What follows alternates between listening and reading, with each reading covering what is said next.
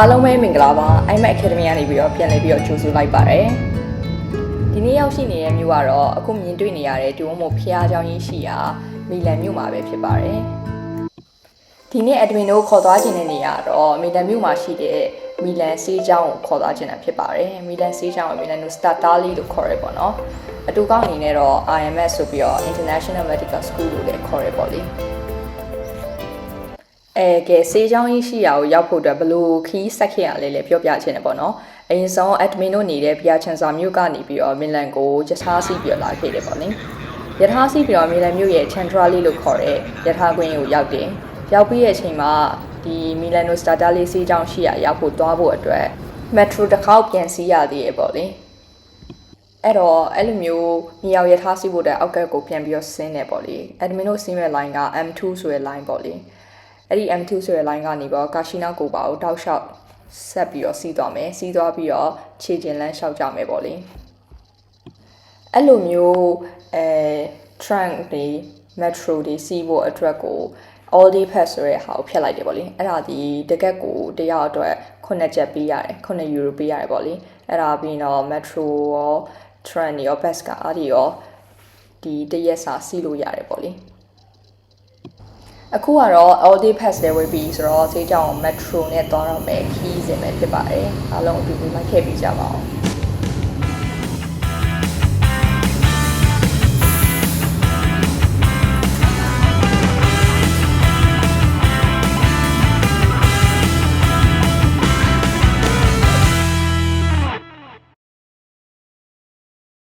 အဲ့တော့ကာရှိနာကိုကွာဆိုတဲ့မက်တိုင်းကိုလည်းရောက်ပြီးဆိုတော့ဒီကနေပြောလန်နေနေဆက်လျှောက်လိုက်ပြီးဆိုရင်မီလန်ဆေးချောင်းကိုရောက်မယ်ပေါ့လေအခုမီလန်ဆေးချောင်းကိုသွားတဲ့လမ်းမှာနောက်ထပ် private ဆေးချောင်းတစ်ခုရှိသေးတယ်ပေါ့နော်အဲဒီ private ဆေးချောင်းနဲ့မီလန်ဆေးချောင်းကနှစ်ခုကတယောက်နဲ့တယောက်တစ်ခုတစ်ချောင်းနဲ့တစ်ချောင်းပြိုင်နေကြတဲ့ဆေးချောင်းဆိုပြီးတော့ကြားရတယ်ပေါ့လေလမ်းနေလျှောက်ပြီးတဲ့အဆုံးမှာတော့မီလန်ဆေးချောင်းတို့ရောက်ရှိခဲ့ပါပြီအခုမြင်တွေ့နေရတဲ့အဆောက်အဦကတော့မီလန်ဆေးချောင်းရဲ့ campus ရဲ့ main building ကြီးဖြစ်ပါတယ် campus ရဲ့အတွင်းပိုင်းမှာဘာတွေရှိလဲဆိုတာအတူတူလေ့လာကြည့်ရအောင်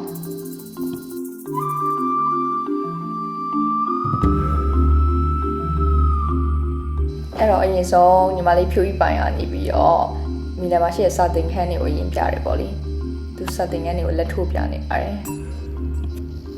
ဒါကတော့သူတို့ရဲ့စာသင်ခန်းတစ်ခုရဲ့နမူနာပေါ့လေသူတို့ရဲ့ပြောပြချက်အရတော့ဒီအဆောက်အဦထဲမှာစာသင်ခန်းတွေရှိပေမဲ့သူတို့ကဒီအဆောက်အဦထဲမှာစာသင်ခန်းတွေမှာမသင်ရဘူးတဲ့သူတို့ဘန်ကာလိုမျိုးအဲ့လိုမျိုးနေရာမှာသင်ရတယ်ဆိုပြီးတော့သူတို့ရဲ့ညီးသွားတဲ့နေလည်းကြားခဲ့ရတယ်ပေါ့လေအခုလောလောဆယ် admin တို့ဝင်သွားတဲ့အခန်းကြီးကတော့သူတို့ရဲ့ဘန်ကာဆိုတဲ့စာသင်ခန်းကြီးဖြစ်ပါတယ်သူတို့အကြောင်းကိုမကြိုက်ဘူးဟိုမြို့ပြင်မှာထီထီဆိုပြီးတော့ပြောနေပေမဲ့လည်း admin တို့ကတော့သဘောကျခဲ့ပါတယ်သူတို့ရဲ့အကြောင်းရဲ့ campus ကြီးကလည်းတော်တော်ကြီးကျယ်တယ်ပေါ့လေတော်တော်လေးကျယ်တယ်နောက်ပြီးတော့ hang out လုပ်စရာနေရာတွေထမင်းစားစရာနေရာတွေတော်တော်ကျယ်ကျယ်ဝန်းနဲ့ရှိရပေါ့လေသူတို့ကတော့ Polimi ဆိုတဲ့ university နဲ့ရှင်ပြီးတော့မကြိုက်ကြဘူးလို့ပြောပါတယ်ဒါတော့သူတို့ရဲ့ချင်းတွင်းဖြစ်ပေါ့လေဒါပေမဲ့ admin ကတော့အပြင်လူတစ်ယောက်အနေနဲ့ကြည့်ရတော့အဆင်ပြေပါတယ်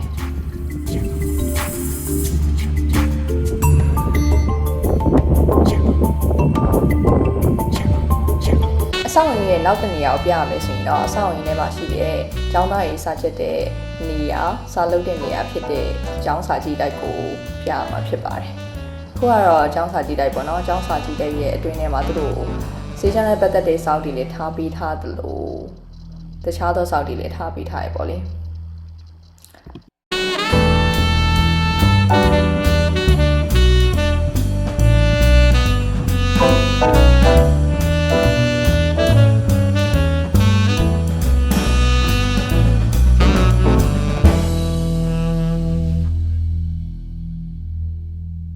ဒီမလေးဖြူပိုင်က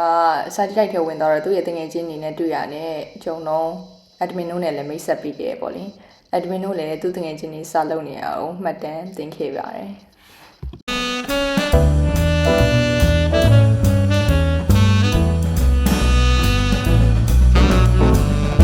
admin တို့နောက်ပြီးတော့ဒီမီလန်ဆေးချောင်းမှာ practical လုပ်ရတဲ့ video clip လေးတွေကိုလည်းထည့်ပေးလိုက်တယ်ပေါ့နော်ဒါကတော့ဒီ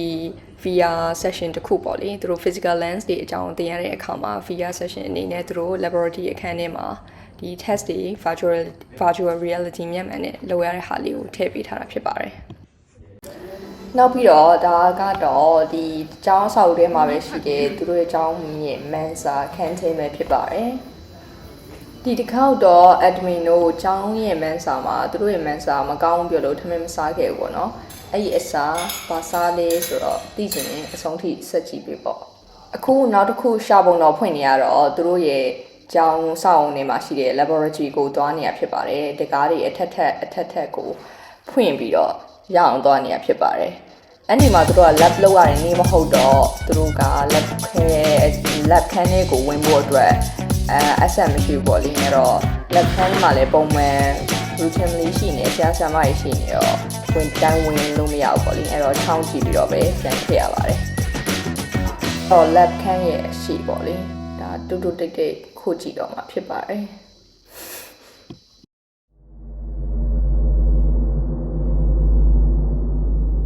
အောက်ထဲမှာအခန်းရမောင်းနေရောတရေကရိတ်တယ်လို့ပဲပေါ့နော်အဲ့တော့ဆရာကြီးဆရာမကြီးရှိလားဒီတိုင်းဝင်ကြည့်လို့ရလားဆိုတော့သွားချောင်းပါတယ်ဆရာဆရာမကြီးအတန်ကြားတာနဲ့ထွက်ပြီးတော့ပြန်ခဲ့ပါတယ်အခုဆိုရင်နေ့လယ်စာစားဖို့အချိန်နဲ့လုံမီဖြစ်တာဖြစ်တဲ့အတွက်ကြောင့်မလို့ကျောင်းကမန်ဆောင်မှာနေ့လယ်စာမစားဘဲနဲ့မီလန်ရဲ့အထင်ကြီးကနေရာထဲမှာတခုအပောင်ဝင်ဖြစ်တဲ့တရုတ်ဈေးတန်းကိုခြိတက်တော့မှာဖြစ်ပါတယ်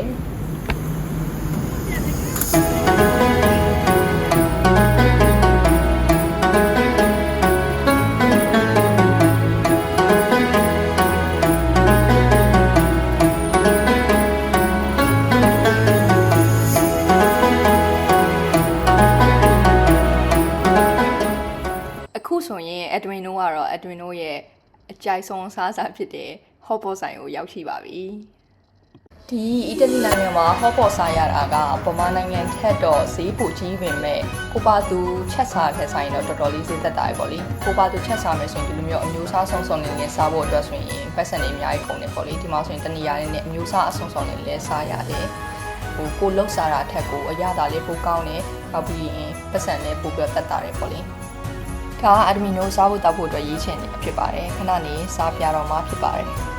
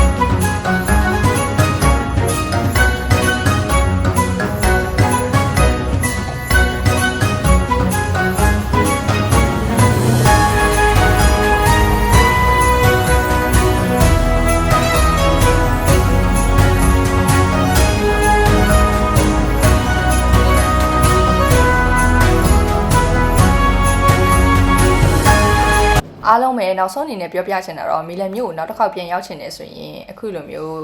မီလန်မြို့မှာရှိတဲ့ Joy ကို10ကောက်ပတ်ရပါတယ်အားလုံးပဲဒီနေ့မှာတော့မီလန်မြို့မှာရှိတဲ့ဆေးချောင်းကိုလိုက်ပြရင်မီလန်မြို့မှာရှိတဲ့အစားအစာတွေကိုစပြခဲ့ရေပေါ့နော်နောက်ဆုံးမှာတော့ဒီဗီဒီယိုလေးကိုအဆုံးသတ်ဖို့အတွက်အချိန်တန်ပြီပေါ့နော်အဲ့တော့မီလန်မြို့ရဲ့မြို့တင် Nova Milano မှာ bubble tea တောက်ပြနေတဲ့ဗီဒီယိုလေးနဲ့အဆုံးသတ်လိုက်ပါတယ်ဒီဗီဒီယိုလေးကိုကြိုက်နေတဲ့ဆိုရင်တော့ like follow subscribe လုပ်ပေးဖို့တောင်းဆိုချင်ပါတယ် see you bye bye